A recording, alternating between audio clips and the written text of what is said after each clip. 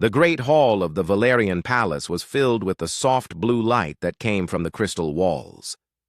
Princess Zarathel stood beside her father's throne, watching as the human delegation walked slowly toward them.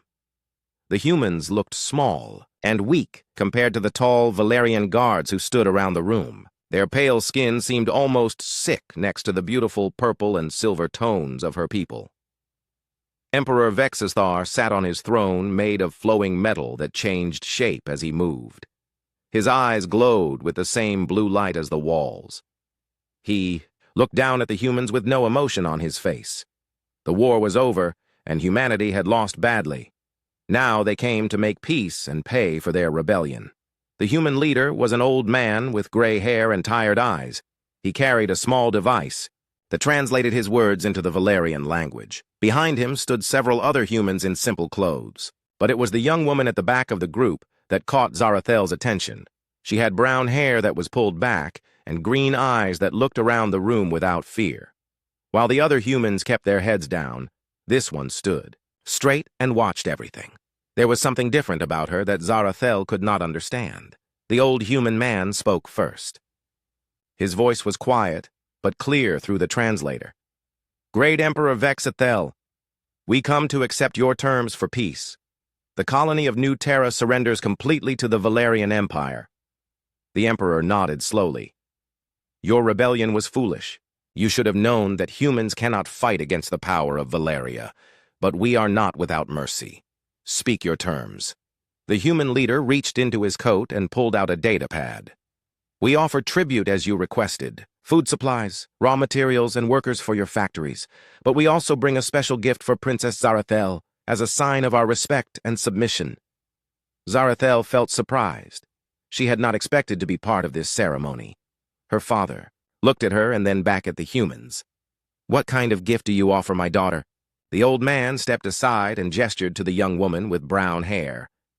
"We offer Amy Carter, one of our people, to serve the princess in any way she sees fit.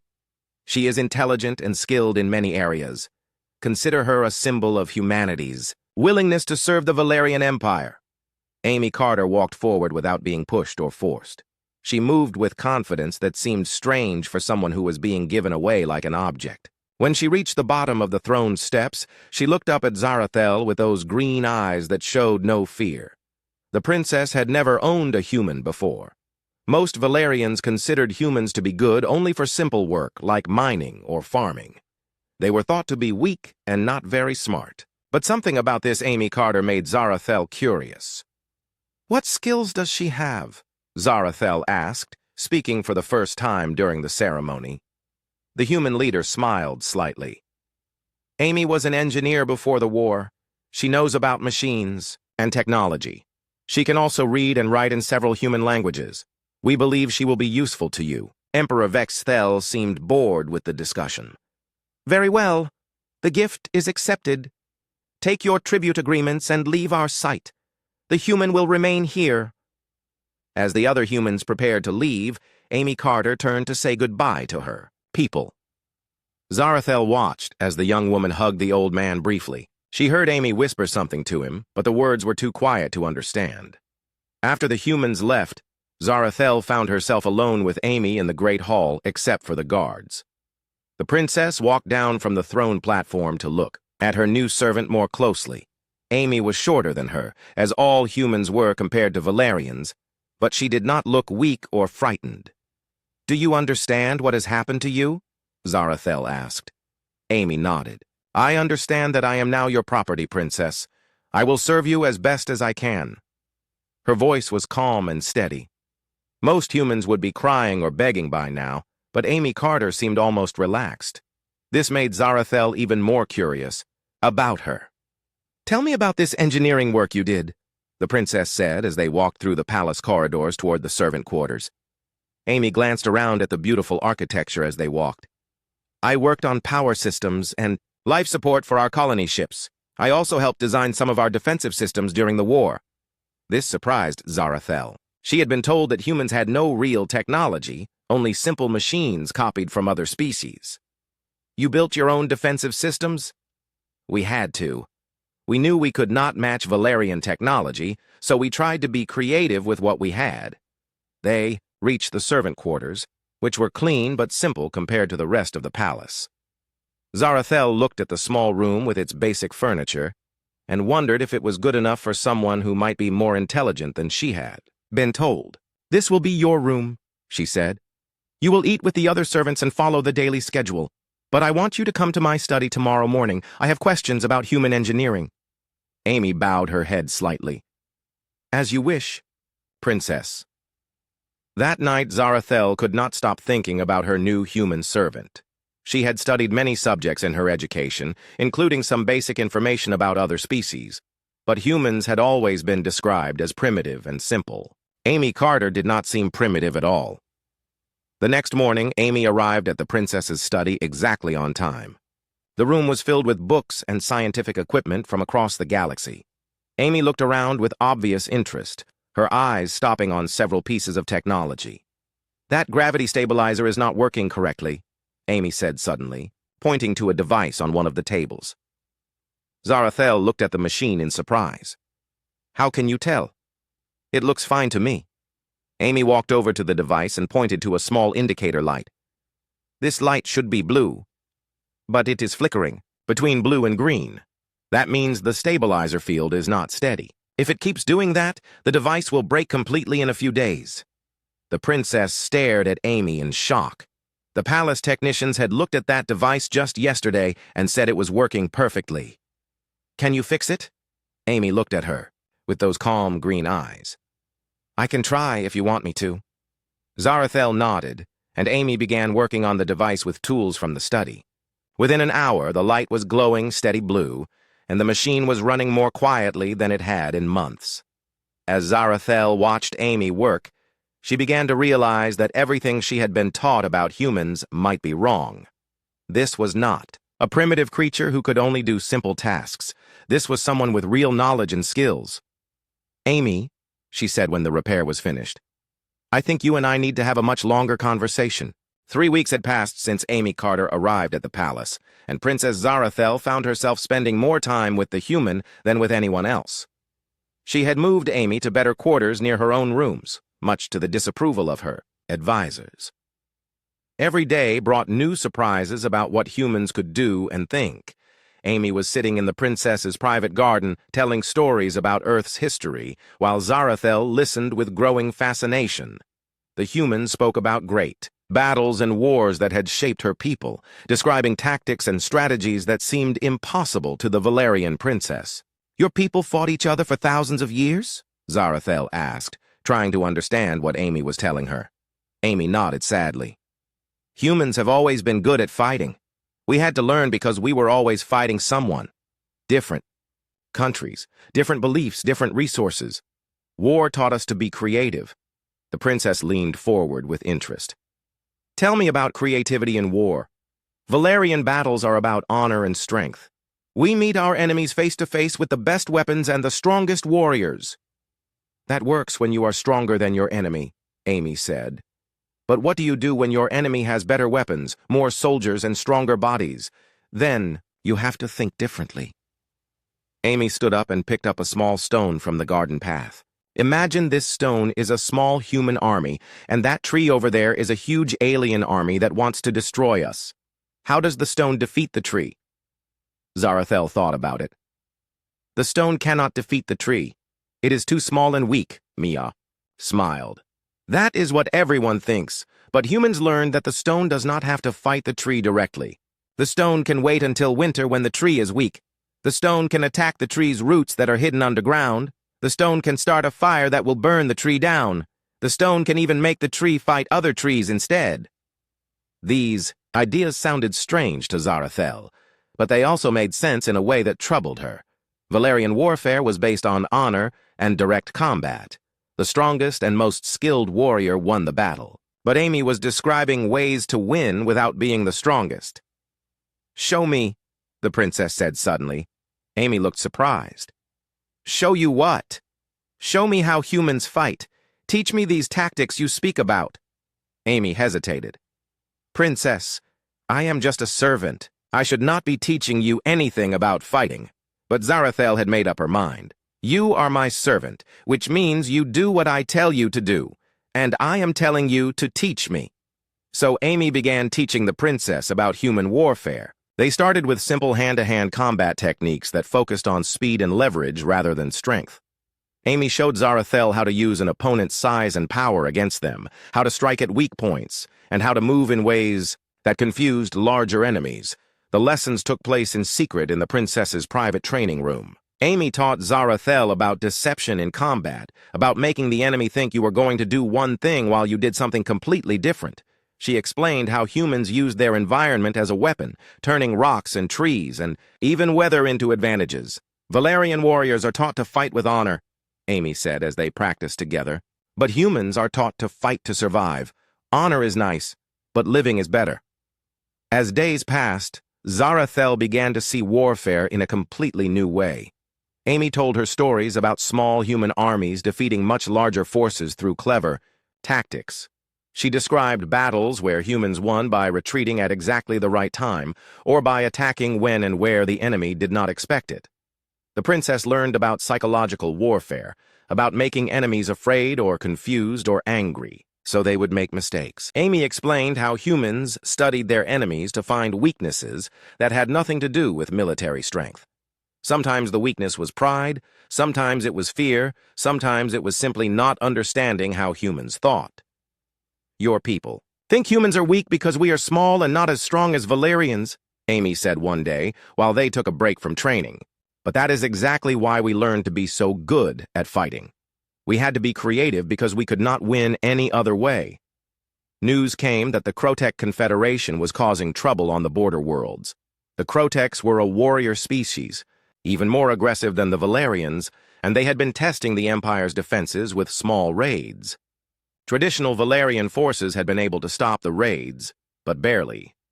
When a Crotech attack hit the mining colony on Zerion Prime, Princess Zarathel asked her father if she could observe the military response. Emperor Vexthel agreed, thinking it would be good for his daughter to see real warfare. Zarathel brought Amy with her as a personal attendant. They traveled to Zerion Prime on a fast military ship and arrived just as the Valerian forces were preparing to counterattack the Crotech raiders. The Valerian commander was General Kethvar, an old warrior who believed in traditional tactics. His plan was simple and direct. The Valerian forces would advance in formation and crush the Crotechs with superior firepower and better armor. But when the attack began, things went badly. The Crotechs had set up their defenses in a way that made the direct approach very costly. Valerian soldiers were falling under heavy fire, and the advance was stopping. Zarathel watched from the command post and felt frustrated. She could see what the Crotechs were doing, and she could think of several ways to counter it using the tactics Amy had taught her. But she was just a princess with no military authority. "What would you do?" she whispered to Amy as they watched the battle. Amy studied the situation carefully. "The Crotechs expect you to keep attacking from the front because that is what Valerians always do, but look at their left flank. It is strong, but there is a ridge behind it. If you could get a small force around to that ridge, they could attack the Crotech positions from above and behind. But how would you get soldiers there without the Crotechs seeing them? Create a distraction. Make the Crotechs think you are about to attack their right side instead. When they move troops to defend against that attack, your real force moves to the ridge."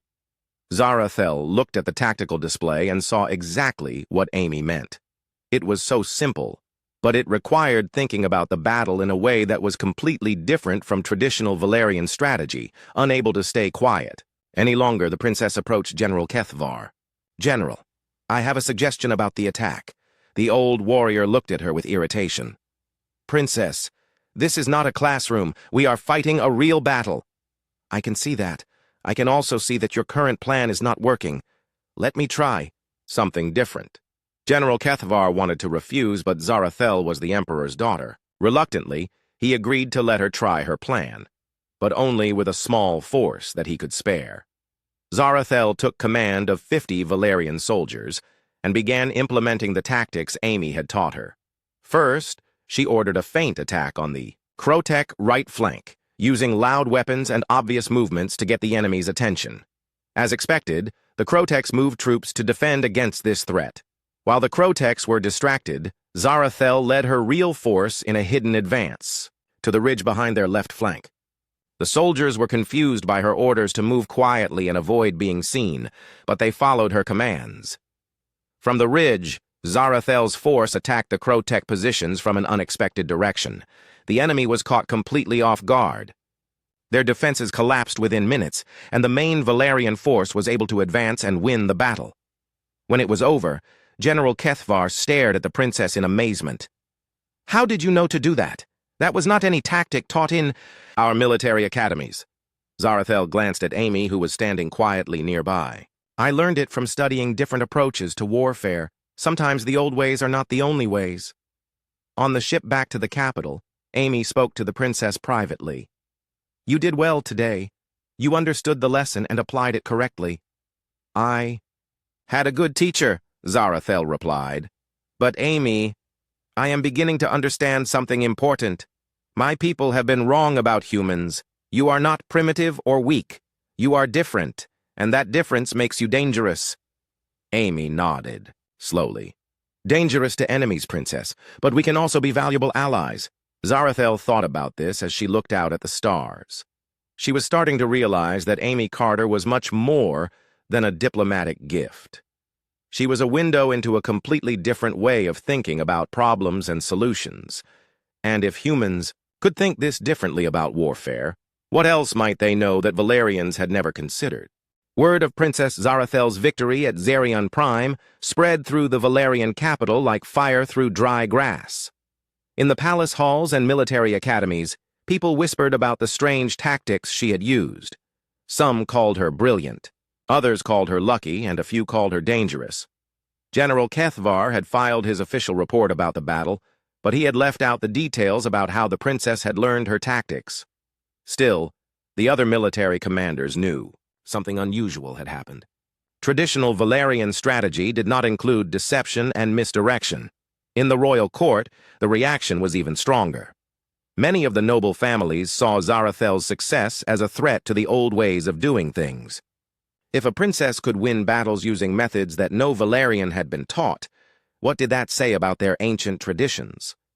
Lord Vexthon, the emperor's chief advisor, spoke privately with other court members about his concerns. "The princess is being influenced by that human creature," he said during a secret meeting. "These tactics she used are not honorable. They are the methods of sneaky cowards, not noble warriors." But Emperor Vexithel saw things differently. His daughter had won a battle that experienced generals were struggling with. He did not care how she had done it, only that she had succeeded. When the next court session began, he made an announcement that shocked everyone. "The trials of ascension will begin in 1 month," the emperor declared. "Princess Zarathel will participate as a candidate for succession to the throne." The trials of ascension happened only when an emperor was ready to choose his heir. They were a series of combat challenges that tested not just fighting ability but tactical thinking, leadership, and the qualities needed to rule the empire. Winners of the trials were considered worthy to lead Valeria into the future. Zarathel felt her stomach drop when she heard her father's words. She had never expected to compete in the trials. Her older brother, Prince Kethmore, had always been the obvious choice for succession. He was stronger, more experienced in combat, and had the support of the traditional military families. After the court session ended, Zarathel hurried back to her quarters where Amy was waiting. The human could see immediately that something was wrong. "What happened?" Amy asked. "My father has entered me in the trials of ascension. I have to compete against the other royal candidates for the right to inherit the throne." Amy was quiet for a moment, thinking about what this meant. "Have you ever competed in trials like this before?" "No, I was never expected to. My brother Kethmore has been training for them his whole life. He is a perfect Valerian warrior, strong and skilled with traditional weapons. I will be fighting against him and several other candidates who are all better prepared than I am." "But you have something they do not have," Amy said quietly. "What is that?" "You have learned to think differently. You understand that there is more than one way to win a fight." Over the next month, Amy helped Zarathel prepare for the trials in secret. They trained not just in human fighting techniques, but in the mental approach that made those techniques work. Amy taught the princess to see opportunities that others would miss, to think several steps ahead of her opponents, and to turn apparent weaknesses into advantages. In human martial arts, we have a saying, Amy explained during one of their training sessions. The bamboo tree survives the storm because it bends instead of trying to stand rigid like the oak tree. You cannot be stronger than your brother, but you can be more flexible. Amy also taught Zarathel about psychological warfare in personal combat, how to read an opponent's emotions and use them against him, how to make small gestures that would anger or confuse an enemy, how to appear weak when you are actually prepared to strike. Your brother and the other candidates will expect you to fight like a traditional Valerian, Amy said. They have spent years learning to counter traditional tactics, but they have never learned to fight against human methods. The day of the Ibaki Bay. Trials arrived with great ceremony. The ancient arena was filled with spectators from across the empire. The royal candidates would face each other in single combat, with the winner of each match advancing to the next round. Zarathel's first opponent was Prince Dalmor, a cousin known for his skill with the traditional Valerian blade weapons. As they faced each other in the arena, Dalmor smiled confidently. He clearly expected an easy victory against the scholarly princess. The match began with Dalmor attacking in the classic Valerian style, powerful overhead strikes meant to overwhelm. His opponent threw superior strength and speed, but Zarathel did not try to match his power. Instead, she used the footwork Amy had taught her, moving in patterns that kept her just out of reach while making Dalmor work harder and harder. After several minutes of chasing his elusive opponent, Dalmor began to get frustrated and angry. His attacks became wilder and less controlled. When he overextended himself on a particularly aggressive strike, Zarathel used a human grappling technique to throw him to the ground and pin him with her blade at his throat. The crowd was silent with shock. No one had expected the match to end that way. Zarathel's second opponent was more cautious, having seen what happened to Dalmor. But the princess had learned more than just new fighting techniques from Amy. She had learned to adapt her tactics to each specific opponent. This time she used psychological tactics, making small gestures that seemed disrespectful or dismissive. When her opponent got angry and charged her, she was ready with a counterattack that ended the match quickly. As Zarathel advanced through the trials, the crowd began to murmur about her unusual fighting style. Some spectators were impressed by her creativity, while others complained that her methods were not honorable according to Valerian tradition. In the royal viewing box, Emperor Vexthel watched his daughter with growing interest. Lord Vexthon sat beside him, becoming more worried with each of Zarathel's victories.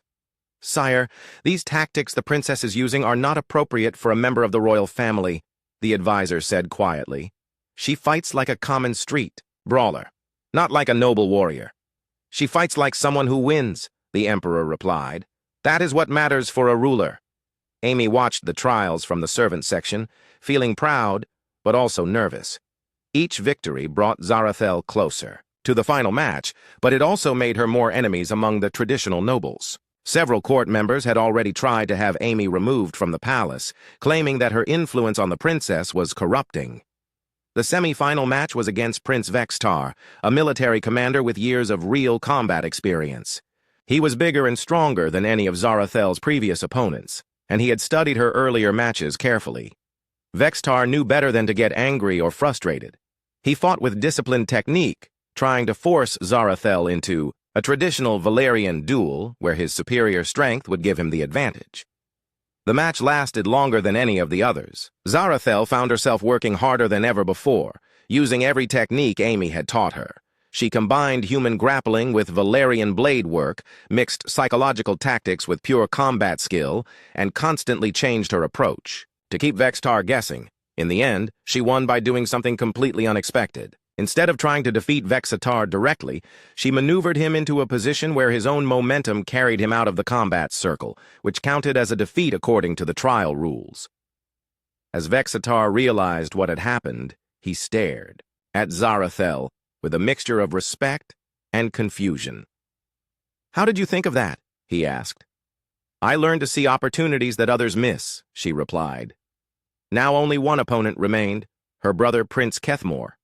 He was the strongest candidate, the most experienced fighter and the clear favorite to win the trials.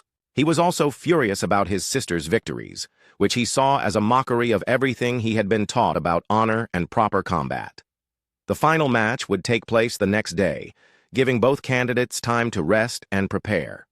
That night, Amy and Zarathel sat together in the princess's quarters, planning for the most important fight of her life.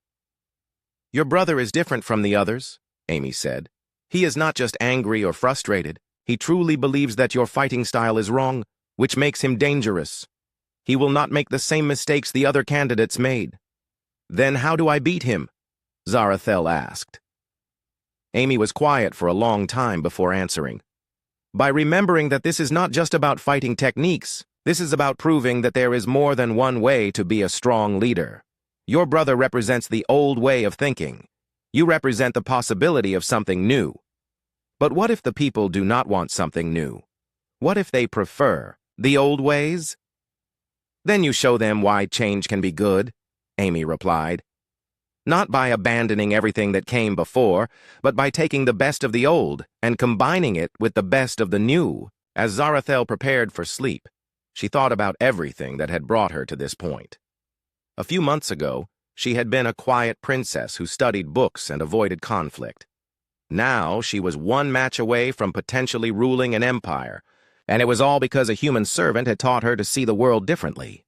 The final match between Princess Zarathel and Prince Kethmor never happened. Just as the two siblings were preparing to enter the arena, urgent alarms began sounding throughout the capital. Emergency signals flashed on every communication device, and military personnel ran through the palace halls with expressions of panic.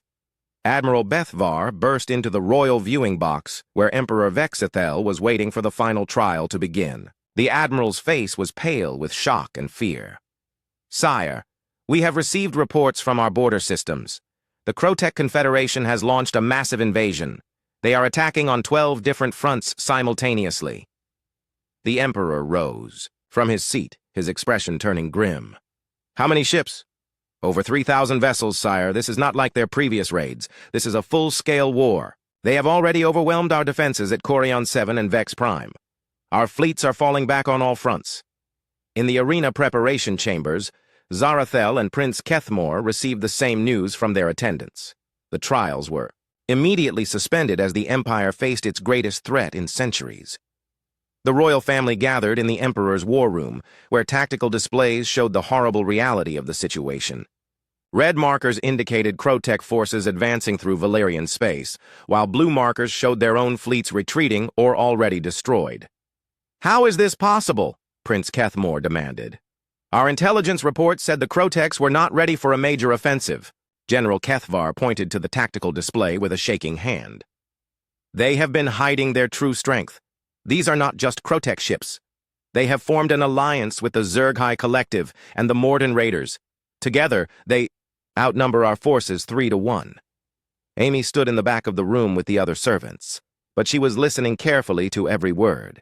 The tactical situation reminded her of historical invasions on Earth, where smaller nations had been overwhelmed by surprise attacks from larger alliances. Emperor Vexithel studied the reports with growing despair.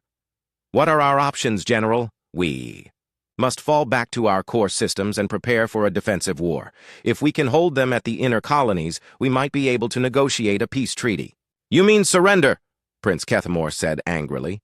"You are talking about giving up half our empire to these barbarians." "Better than losing everything," the general replied. "Our traditional tactics are not working against their numbers. They are using coordinated swarm attacks that overwhelm our battle lines." Zarathel had been silent during the discussion, but now she stepped forward. "Father, may I speak?" The Emperor nodded, though he looked distracted by the crisis. "General Kethvar is right that traditional tactics are not working, but that does not mean we have to surrender. It means we need to try different tactics." "What do you mean?" her father asked. Zarathel glanced at Amy, who gave her an encouraging nod. "The Crotechs are winning because they have more ships and are attacking everywhere at once. But that also means their forces are spread out. If we can find ways to attack their weak points instead of meeting their strength directly, we might be able to turn their numbers against them." Prince Kethmor snorted with disgust. Sister, this is real war, not a training exercise. We cannot defeat 3,000 enemy ships with clever tricks. Maybe not all 3,000 at once, Zarathel replied, but we could defeat them in smaller groups if we can separate them from each other. Emperor Vexithel looked at his daughter with new interest. Explain what you mean. For the next hour, Zarathel outlined a completely different approach to fighting the invasion. Instead of trying to match the enemy's strength with traditional fleet battles, she proposed using smaller, faster forces to attack supply lines, communication centers, and isolated enemy units. Amy had taught her about guerrilla warfare, and now she applied those lessons to space combat. Hit-and-run attacks, false retreats that led enemies into traps, and psychological warfare designed to make the invaders uncertain and afraid. The Croteks expect us to fight them the way we always have, Zarathel explained, large fleet battles where the strongest side wins. But if we refuse to fight that kind of battle, if we force them to chase us through our own territory where we know every asteroid and space station, we can make their numbers meaningless. General Kethvar looked skeptical. Princess, these tactics might work in small conflicts, but this is an invasion of our entire empire. Which is exactly why they will work, Zarathel replied. The bigger the invasion, the more supply lines they need, the more coordination they require, and the more places where they are vulnerable. Emperor Vexithel was quiet for several minutes, studying the tactical displays and thinking about his daughter's proposal. Finally, he spoke. General, your traditional approach has already failed. 3 of our main fleets have been destroyed in the first day of fighting. We have nothing to lose by trying something different. Sire, you cannot be serious about putting the princess in command of military operations. She has no experience with real warfare. She has more success against the Croteks than any of my experienced commanders, the Emperor replied. Effective. Immediately, Princess Zarathel is appointed as Special Operations Commander. She will have authority to organize and lead unconventional attacks against the invasion forces. Prince Kethmore looked furious. Father, this is madness. You are giving military command to someone who learned tactics from a human slave. The Emperor's eyes glowed dangerously. That human slave has apparently taught your sister more about winning than our military academies taught you. The decision is made. Zarathel felt the weight of responsibility settle on her shoulders like a heavy cloak. She was being given command of forces that could determine whether the Valerian Empire survived or fell to the invaders. Amy, she said quietly, I will need your help planning these operations.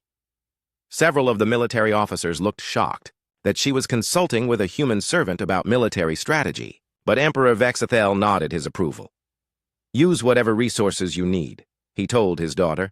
Our survival may depend on your success. Over the next few days, Zarathel and Amy worked together to plan the new strategy. They studied reports of Crotek movements, looking for patterns and weaknesses that traditional military thinking had missed. Amy's knowledge of human military history proved invaluable. She suggested tactics based on successful guerrilla campaigns from Earth, adapted for space warfare, ambush techniques that used asteroid fields for cover, deception operations that made small forces appear larger, supply line attacks that could cripple enemy fleets without direct confrontation. Zarathel's first operation targeted a Crotek supply convoy moving through the Zerion system. Instead of attacking with a large fleet, she used 3 fast ships that struck quickly and disappeared before the enemy could respond. The attack destroyed enough supplies to force an entire Crotek battle group to retreat for resupply. Her second operation was even more successful.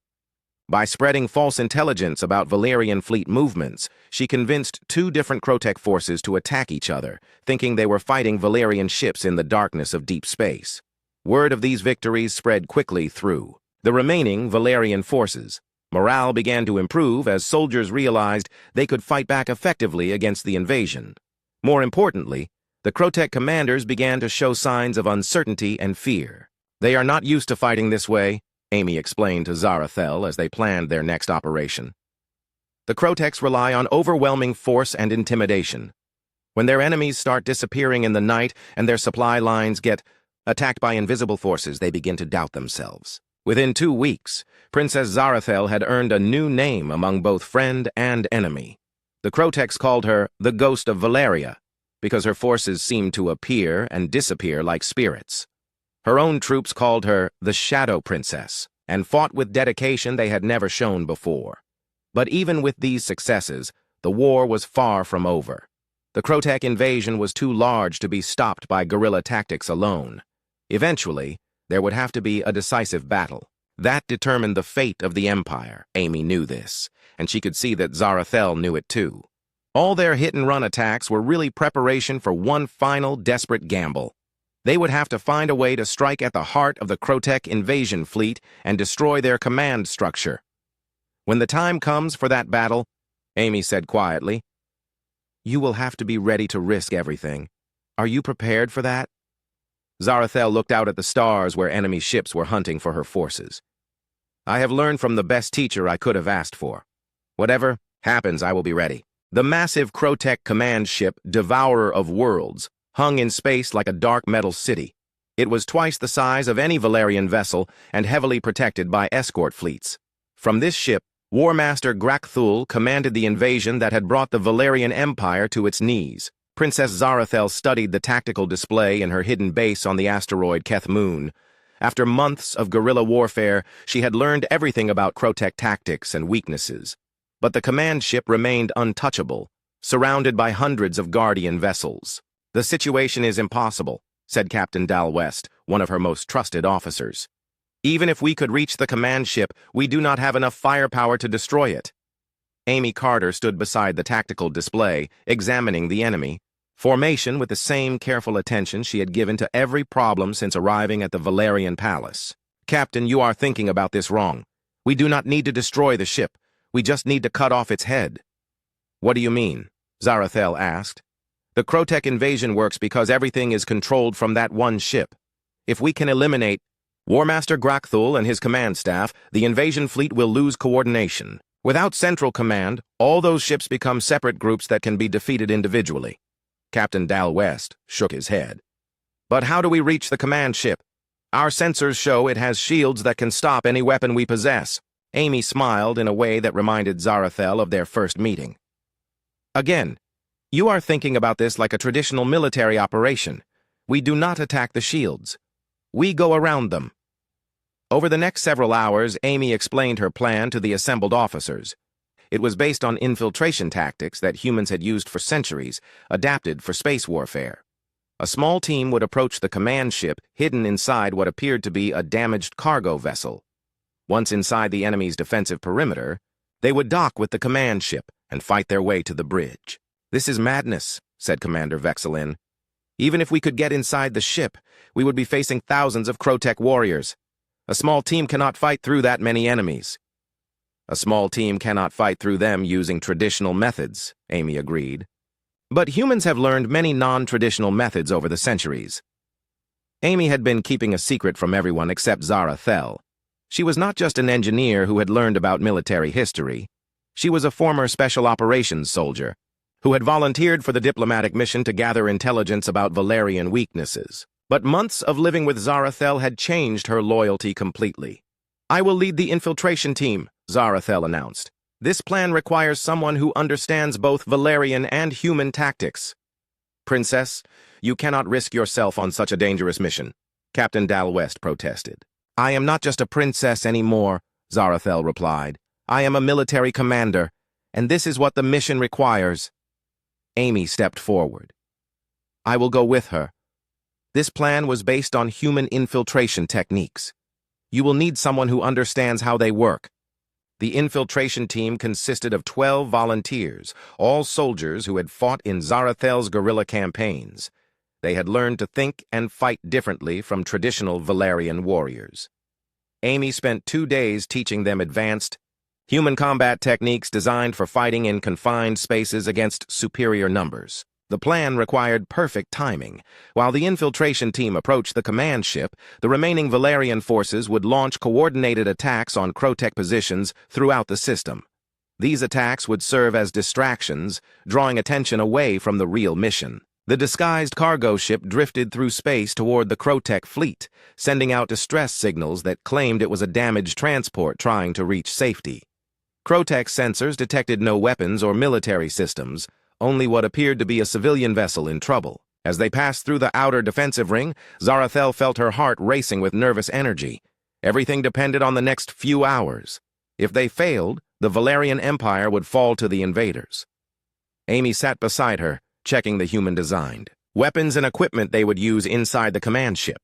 Remember what I taught you about close-quarters combat. Speed and surprise are more important than strength. Strike hard, move fast, and never stay in one place long enough for the enemy to organize against you. The cargo ship was allowed to dock with the command ship's emergency bay. Crotech guards came aboard to inspect what they thought was a damaged civilian vessel. They found only what appeared to be injured Valerian refugees asking for medical help. The disguise lasted exactly long enough for Amy and Zarathel's team to eliminate the guards silently and begin moving through the ship toward the command center. Amy led the way, using tactics that no Crotech had ever encountered before. Human infiltration doctrine emphasized speed, confusion, and psychological impact. The team moved through the ship like shadows, striking at isolated groups of enemies and disappearing before reinforcements could arrive. They used smoke grenades, flashbang devices, and other tools that Amy had improvised from available materials. The Crotech crew had never faced anything like this kind of attack. They were used to direct confrontation, not enemies who appeared and vanished like ghosts. Panic began to spread through the ship as reports came in of intruders who seemed to be everywhere at once. "The command center is 3 levels up," Amy whispered as they moved through a maintenance corridor. "But there will be heavy security around it. We need to create a major distraction to draw the guards away." Zarathel had an idea.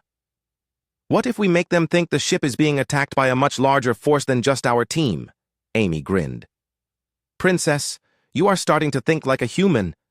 They split the team into 3 groups, each one creating chaos in different parts of the ship. Explosions, alarms, and fake communication signals made it seem like hundreds of attackers were aboard the command vessel. The Crotech defenders rushed to respond to threats that turned out to be illusions, while the real infiltrators moved steadily toward their target. When they finally reached the command center, they found it defended by War Master Grakthul's personal guard. These were the largest and most dangerous Crotech warriors, armed with the best weapons their civilization could produce. The battle was fierce and desperate. Zarathel fought using every technique Amy had taught her, combining Valerian strength with human cunning.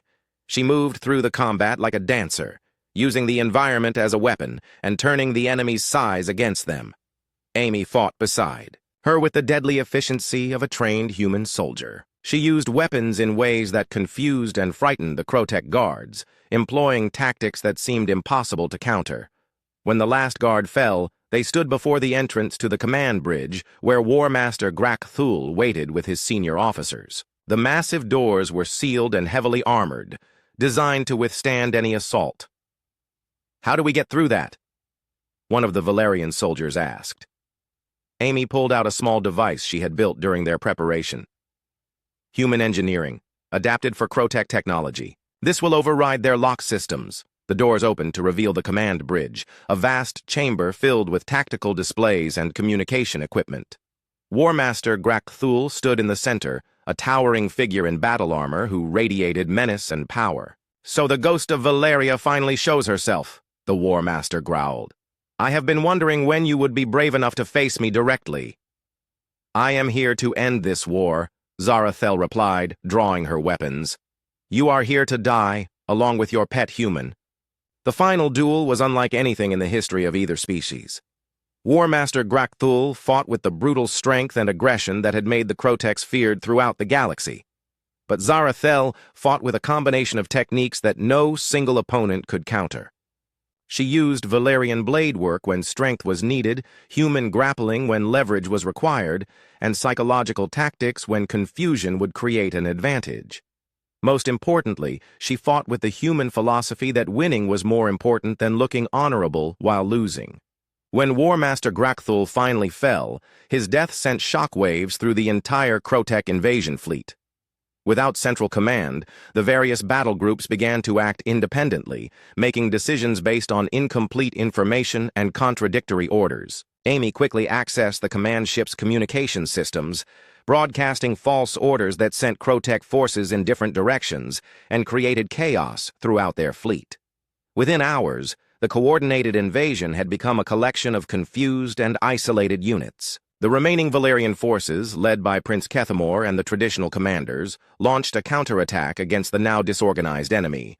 What had seemed like an impossible war became a series of manageable battles that the Valerians could win through superior tactics and coordination.